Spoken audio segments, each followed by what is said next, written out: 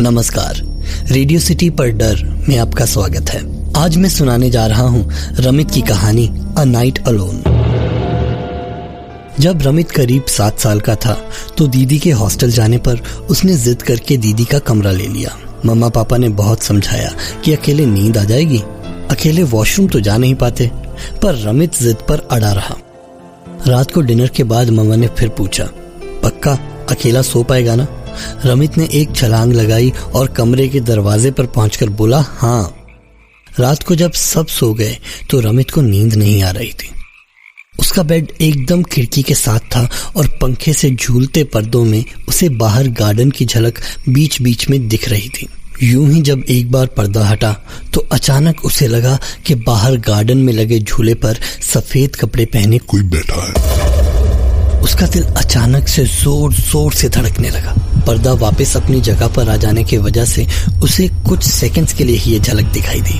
जब दोबारा पर्दा हटा तो वहां कोई नहीं था। रमित को थोड़ा चैन मिला, पर कुछ ही सेकंड्स बाद जब दोबारा पर्दा हटा तो उसने देखा कि सफेद कपड़ों में कोई उस झूले के आगे खड़ा रमित की तरफ ही देख रहा है। रमित को डर के मारे पसीना आने लगा। उसने अपने आप को चादर में सिर से पैर तक ढक लिया। उसे अपनी सांसें तक सुनाई दे रही थी।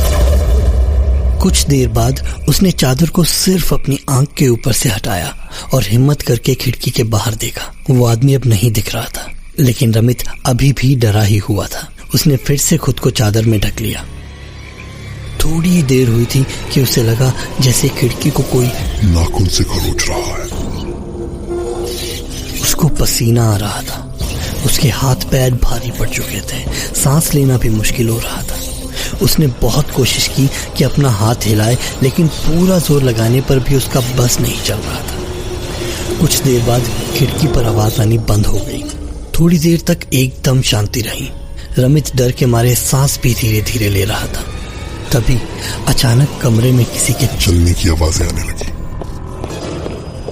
अब तो रमित का डर के मारे रोना ही निकल गया, लेकिन उसने आवाज नहीं की। कदमों की आवाज उसके बेड के बिल्कुल पास सुनाई दे रही थी। रमित का गला भी सूख चुका था। थोड़ी देर बाद ये आवाज भी बंद हो गई। रमित अब बस यही सोच रहा था कि किसी तरह सुबह हो जाए और मम्मा पापा मेरे कमरे में आ जाए। अब तक काफी देर हो चुकी थी और कोई आवाज या हलचल नहीं हुई थी। रमित ने हिम्मत करके अपने मुंह से चादर उतारकर खिड़की की तरफ देखा तो कोई नहीं था।